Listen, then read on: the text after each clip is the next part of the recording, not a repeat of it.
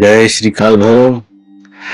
जब भक्त संकट में हो और अधर्म अपनी चरम सीमा पर हो, जब ब्रह्मा का वरदान भी धर्म का संहारक बन जाए, तब काल की सीमाएं टूटती हैं और धर्म स्वयं सिंह मुख बनकर प्रकट होता है और उसके नखों से फटता है अधर्म का वक्षस्थल। यह कोई कथा नहीं है, यह है भगवान नरसिंह का प्रकट होना। और आज हम उसी दिव्य प्रकट दिवस नरसिंह जयंती की अद्भुत गाथा, उसकी रहस्यमयी साधना, उस दिन होने वाले हवन, दीक्षा और उसके प्रभाव आपके सामने बताने जा रहा हूं। प्रहलाद एक बालक, पर विश्वास ऐसा कि ब्रह्मा भी डोल जाए, और एक पिता हिरण्यकश्यप भक्ति का दमन करता, अधर्म का मूर्त स्वरूप। दूसरी ओर पुत्र प्रहलाद, जिसकी सांसों में नारायण बसते हैं। प्रहलाद से पूछा गया, तेरा ईश्वर कहां है? उसने कहा, जहां मैं हूं वहां वो है, जहां तू पूछेगा वहां वो प्रकट होगा। और फिर अत्यंत कठिन परीक्षा भक्त प्रहलाद की। स्तंभ में से फट पड़ी चेतना और गर्जना ऐसी हुई कि चारों दिशाएं कांप उठे। नखों से उखाड़ दिया गया वो अभिमान जो धर्म को कुचल रहा था। ये कथा है साहस की, ये कथा है सच्चे भक्त की, ये कथा है जब सत्य के लिए ईश्वर स्वयं सिंह बन गए। 11 मई 2025 दिन रविवार, समय नरसिंह जयंती का, नक्षत्र विशाखा, इत्यादि इत्यादि। इस समय एक विशेष शिविर, विशेष स्थान श्री काल भैरव आश्रम ऋषिकेश 11 मई को एक अत्यंत जागृत कालखंड में होने जा रहा है। कहा गया है, नरसिंह प्रकट समय स्मरणम अपि सर्व दोष नाशनम भवते। नरसिंह भगवान के प्रकट होने के समय मात्र उनका स्मरण भी सभी दोषों का नाश कर देता है। यह वाक्य इस भाव को दर्शाता है कि जब भगवान नरसिंह प्रकट हुए थे, उस दिन दिव्य क्षण में यदि कोई उन्हें स्मरण करता है तो उसके समस्त पाप, क्लेश, बाधाएं स्वतः ही नष्ट हो जाते हैं। इस पावन नरसिंह जयंती पर श्री काल भैरव आश्रम ऋषिकेश में एक विशेष, एक गुप्त नरसिंह तांत्रिक हवन आयोजित किया जा रहा है। हवन से आप सभी को जानकारी है, अनेकों लाभ होते हैं। पहला आपको बताता हूं, ऊपरी बाधा, प्रेतदोष, तांत्रिक आक्रमण का समूल नाश करता है। नरसिंह भगवान स्वयं उग्र रूप में प्रकट होते हैं। उनके स्वरूप की तांत्रिक शक्तियां प्रेतात्माओं, निचली आसुरी शक्तियों और तांत्रिक हमलों को नष्ट करने में अत्यंत प्रभावी होती है। जब हवन में मंत्रों और अग्नि के माध्यम से उनकी ऊर्जा को आमंत्रित किया जाता है तो वह शक्ति हमारे सूक्ष्म शरीर में फैले हुए अनिष्ट ग्रंथियों को भस्म करती है। बहुत से लोग अनजाने में ऊपरी बाधाओं से ग्रसित हो जाते हैं, भूत प्रेत बाधाओं से ग्रसित हो जाते हैं, डरावने सपने आने लगते हैं, अनजानी उदासी और घर में नकारात्मक घटनाओं का रेला लगा रहता है। ये सब संकेत होते हैं कि उनके चारों ओर कोई सूक्ष्म नकारात्मक ऊर्जा नृत्य कर रही है। नरसिंह हवन उस अदृश्य जाल को तोड़ देता है। हवन की अग्नि और मंत्र, उनके बीज मंत्र उस शक्ति को जला देते हैं। जो घर वर्षों से भारी उदासी से भरा हुआ था, वहां की ऊर्जा हल्की हो जाती है। साधक के शरीर से जैसे बोझ सा उतर जाता है। हवन के पश्चात साधक को अक्सर ये आभास होता है कि कोई एक गहरे डर को उसने पराजित कर दिया है। ये एक मनोवैज्ञानिक और आध्यात्मिक शुद्धिकरण तो है ही, साथ साथ तांत्रिक दृष्टि से भी कहें तो यह हवन सूक्ष्म क्षेत्र में दैत्य आकर्षणों को नष्ट करता है। शरीर की जो फ्रीक्वेंसी है, वाइब्रेशन है, बहुत हाई हो जाती है, बहुत उच्च हो जाती है, जिससे भविष्य में कोई भी तांत्रिक हमला या कोई भी तांत्रिक प्रभाव कार्य नहीं कर पाता। हमारे आपके जीवन में तंत्र के प्रभाव क्यों होते हैं? क्योंकि हमारी स्वयं की ऊर्जा नीचे छुपी हुई है, दबी हुई है, कुचली हुई है, और हम ही लोग के कारण है। हम ही इसके जिम्मेदार है और दूसरा कोई नहीं है। जिनके जीवन में बिना वजह थकावट, मानसिक अराजकता या वशीकरण जैसा प्रभाव है, उन्हें हवन से विशेष लाभ होता है। जैसे किसी का मस्तक बांध दिया जाता है, कुछ भी बांध दिया जाता है, बहुत सारी चीजें, तो उनको इस हवन से बहुत ज्यादा लाभ हुआ। तांत्रिक बाधाएं जैसे केवल शरीर नहीं, निर्णय, संबंध, सफलता, इन सबको भी जकड़ लेते हैं। हवन इन सभी छुपी हुई जो तंत्र के बंधन को काट फेंकता है। यह हवन किसी रक्षा कवच की तरह कार्य करता है, जिससे साधक, उसका परिवार और उसका कार्य क्षेत्र एक सुरक्षित क्षेत्र बन जाता है। ये केवल पूजा नहीं है कि सामान्य पूजा आप कर रहे हैं, एक तांत्रिक शक्ति कवच है जिसकी स्थापना हवन के माध्यम से होती है। जो साधक इस हवन में भाग लेते हैं उन्हें अग्निदेव और नरसिंह के सम्मिलित तेज का अनुभव होता है। दूसरा जो मुख्य रूप से है शत्रु भय, कोर्ट केस, कर्ज और बाधाओं से मुक्ति।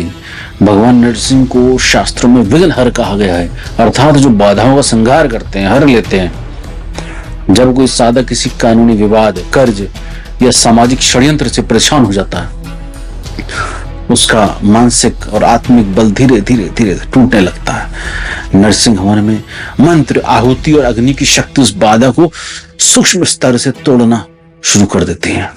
हर आहुति में डाली गई विशेष प्रकार की सामग्री की आहुति शत्रुता रूपी तमोगुण को भस्म कर देती है। हवन में उच्चारित होने वाला उनका बीज मंत्र, उसका कंपन, उसके कंपन का प्रभाव शत्रु के विचार जाल को काटता है। शत्रु केवल बाहर नहीं होते हैं, कई बार हम खुद की नकारात्मक सोच, संदेह और हीनता से भी लड़ रहे होते हैं। हवन इन आंतरिक शत्रुओं को भी जला के भस्म कर देता है। ये लोग जो कोर्ट कचहरी के चक्कर में फंसे रहते हैं, मामलों में फंसे रहते हैं और सच्चे होते हुए भी निर्णय नहीं मिल रहा है, उनके लिए हवन निर्णायक सिद्ध होता है। अदृश्य स्तर पर न्याय की ऊर्जा कार्य करती है। वकालत, न्यायाधीश, कानून, कर्म, ये सब एक चेतन शक्ति के अधीन है। ये मत सोचना कि आप काला या खाकी पहन के कोई राजा हो जाएगा। इन सब के पीछे एक सत्य की चेतन शक्ति चलती है। हवन से यह शक्ति आपके पक्ष में सक्रिय हो जाती है। जहां कर्ज से मुक्ति नहीं मिल रही है, लगातार घाटा हो रहा है, वहां यह हवन ऊर्जा को उल्टा घुमा देता है। मानसिक रूप से ऐसा आत्मबल मिलता है कि आप साहस पूर्वक निर्णय लेने लगते हैं। नकारात्मक प्रभावों की ऊर्जा बदलने लग जाती है। जो व्यक्ति वर्षों से मानसिक गुलामी या भय में जी रहा होता है, उसके लिए हवन एक क्रांतिकारी अनुभव हो जाता है। साधक के भी जीवन में एक नया आत्मविश्वास आता है। हवन के बाद साधक को लगेगा कि जैसे ब्रह्मांड स्वयं उसके लिए निर्णय लेने लगा है। शत्रु शांत हो जाते हैं, विरोधी झुकते हैं और संघर्ष स्वयं समाप्त होता है। यह नरसिंह की उग्र कृपा का परिणाम होता है। फिर तीसरा, मानसिक दुर्बलता, भय, आत्मविश्वास की कमी में तीव्र सुधार। आज का व्यक्ति सबसे अधिक अपने ही मन से पराजित है। अकारण चिंता, परेशानी, अनिश्चितता, आत्महीनता और भय ने मानसिक स्थिति को जकड़ दिया है। नरसिंह भगवान के बीज मंत्रों और हवन की अग्नि के मध्य से मन के मूल भय को जलाया जाता है। शास्त्रों में कहा गया है, नरसिंह उग्रम स्मरणेन मनोबलम लभते। यह हवन विचारधारा को समाप्त करता है जो हमें छोटा महसूस कराती है। जैसे जैसे मंत्रोच्चारण होता रहता है, वैसे वैसे भीतर की कंपन ऊर्जा तेज होने लगती है। साधक के मस्तिष्क में डोपामाइन और ऑक्सीटोसिन जैसे हार्मोन सक्रिय हो जाते हैं। इससे तुरंत उत्साह और आत्मबल जागता है, जिससे लोग मेडिकल क्लिनिकल भाषा में कहते हैं पैनिक अटैक या एंग्जाइटी आता है। उसकी जड़ में छिपा हुआ भय होता है। नरसिंह हवन उस छिपे हुए भय को बाहर निकालकर भस्म करता है। इससे साधक को पहली बार अपने भीतर एक शक्ति का संचरण होता हुआ आभासित होता है। वो निर्णय लेने लगता है, संवाद में स्पष्टता आ जाती है और आत्मसम्मान पुनः प्रकट होता है। ये केवल धार्मिक क्रिया नहीं है, एक मानसिक और चेतनात्मक उपचार है। जो आपने देखा होगा, विद्यार्थी, अधिकारी, गृहस्थ आत्मविश्वास की कमी से जूझ रहे होते हैं, उनके लिए हवन तो अमृत तुल्य है। नरसिंह भगवान केवल भय नहीं हरते हैं, वो सिंहत्व देते हैं। एक बार यदि साधक के भीतर वो सिंहत्व जागृत हो जाए तो फिर जीवन की आपाधापी उसे दबा नहीं सकते। ठीक, अगला है ग्रह बाधा, राहु केतु दोष और काल सर्प दोष निवारण। वेदों और तंत्र ग्रंथों के अनुसार जब किसी मनुष्य के जीवन में लगातार अवरोध, असफलता, रिश्तों में टूटना, आकस्मिक दुर्घटनाएं या मानसिक विषाद बिना किसी ठोस कारण के होने लगे, तो इसका गहरा संबंध ग्रह बाधा, विशेषतः राहु केतु या काल सर्प योग से माना जाता है। ये दोष व्यक्ति की ऊर्जा धारा को उल्टा घुमा देता है। सफलता आते आते रुक जाती है, विवाह में देरी, संतान सुख में बाधा या अपमानित करने वाली घटनाएं बार बार होने लगती हैं। तांत्रिक दृष्टि से ये राहु केतु का वर्चस्व मन और माया पर होता है। नरसिंह भगवान को विशेषतः राहु और केतु जैसे छाया ग्रहों को नियंत्रित करने वाला देवता माना गया है। उनका उग्र रूप इन सूक्ष्मतम ग्रह छायाओं को भस्म करता है। हवन में उनका जो मुख्य मंत्र है, उसका उच्चारण और उसकी आहुति उस सूक्ष्म ग्रह विकृति को जला देती है, जो वर्षों से चक्रों के मध्य सक्रिय रही होती है। और मुख्यतः जब हवन विशाखा नक्षत्र, शोभन योग जैसे कालखंड में होता है, तो वह काल रहित ऊर्जा को पुनः स्थिर करता है। जिनके जन्म पत्र में काल सर्प दोष हो, वो बार बार शारीरिक, मानसिक, व्यावसायिक गिरावट का अनुभव करते हैं। ठीक है, यह हवन उन विषधरों को झुलसा देता है जो कर्म पथ को बार बार काटते हैं। साधक को अनुभव होता है कि जैसे कोई अदृश्य बंधन कट गया हो, एक नई रोशनी, एक मानसिक स्पष्टता आ जाती है। मेरे एक ऐसी दिशा की अनुभूति होती है कि मेरे को दिशा मिल गई, अब मेरे को मार्ग मिल गया। तो जो लोग ग्रह शांति के लिए दान पूजा आदि कर चुके हैं, फिर भी राहत नहीं मिल रही है, उनको इस हवन में निश्चित रूप से भाग लेना चाहिए और इस पर कार्य करना चाहिए, चाहे आपके गुरु के माध्यम से हो, चाहे हवन के हमारे माध्यम से हो। क्योंकि हवन सूक्ष्म ग्रह शरीर में ही घुसकर असंतुलन को ठीक करते हैं।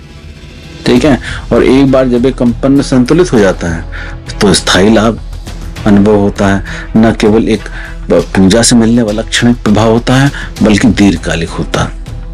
हवन उन साधकों के लिए वरदान होता है जो बार बार अज्ञात कारणों से पीड़ित होते हैं, एक्सीडेंट होता है, इत्यादि इत्यादि होता रहता है। ठीक है, एक है अगला है साधना और ध्यान में तीव्र गति और चक्र जागरण।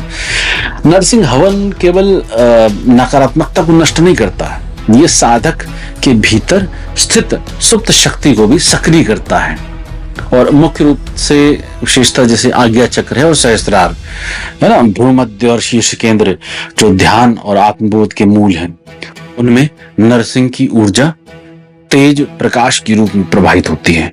जब साधक मंत्रोच्चार और अग्नि ऊर्जा के साथ बैठता है तो उसके चेतन स्तर पर कंपन तीव्र हो जाता है। यह तीव्रता साधक को उच्च अवस्था में ले जाती है, जैसे योग में क्या बोलते हैं, तुरीयावस्था। ठीक है, नरसिंह की उग्रता मानसिक लय को तोड़ती है और ध्यान के लिए पूर्ण शून्यता प्रदान करती है। कई साधकों को वर्षों तक ध्यान में बैठे बैठे हो गया, ध्यान ही नहीं लग रहा है। उनका मूलभूत भय और तामसिकता मन को विचलित करती है। ठीक है, यही एक मूल कारण है। इस हवन से पहले वह तामस जलता है, फिर साधक ध्यान में आसानी से स्थिर हो पाता है। जो साधक मंत्र, जप या तंत्र या कोई भी तांत्रिक साधना में आगे नहीं बढ़ पा रहा है, उन्हें तो विशेष रूप से इस हवन का एक बूस्टर डोज लगा ही लेनी चाहिए। ठीक है, इसको ऊर्जा बूस्टर बोलते हैं, एनर्जी बूस्टर बोलते हैं। ये आध्यात्मिक क्षेत्र में वो धक्का है जो स्थिरता को गति देता है। हवन के बाद जैसे साधक करते हैं तो साधना उनकी बहुत अधिक प्रभावी हो जाती है। ये हमने भी आभास किया, साधकों को जिनको हमने कराया उन्होंने भी आभास किया। तो साधकों को कई बार दृश्य संकेत और दिव्य अनुभूतियां नहीं होती हैं, कई कई महीनों बैठे रहते कुछ नहीं होता, लेकिन इनको करने के बाद साधकों को संकेत भी मिलने प्रारंभ होते हैं और दिव्य प्रकार की अनुभूतियां भी प्रारंभ हो जाती हैं। मतलब एक तरीके से कहेंगे इंग्लिश में स्पिरिचुअल ब्रेक थ्रू हो जाता है ना। कई बार इस हवन के तुरंत बाद घटित हो जाता है। ठीक है, शिव पुराण और अन्य प्रकार के तंत्र ग्रंथों में कहा गया है, नरसिंह ध्यान नायक चक्र स्फोटक, अर्थात जो चक्रों में स्थित अवरोध को तोड़ते हैं, हवन के बाद ध्यान की गति तीव्र होती है और साधक उच्चतम तल्लीनता की स्थिति में पहुंचता है। यह हवन आप घर से भी जुड़कर कर सकते हैं, जो हमारा शिविर है उसमें अपने गुरुओं से भी बात करके, और इनके जो गुप्त मंत्र हैं, जो प्रचलित मंत्र हैं, जो बंधे हुए मंत्र हैं उनसे नहीं, ठीक है, जो गुप्त मंत्र हैं उनसे करें और हमसे भी जुड़ के कर सकते हैं, क्योंकि संकल्प और आहुति आपके नाम से की जाएगी।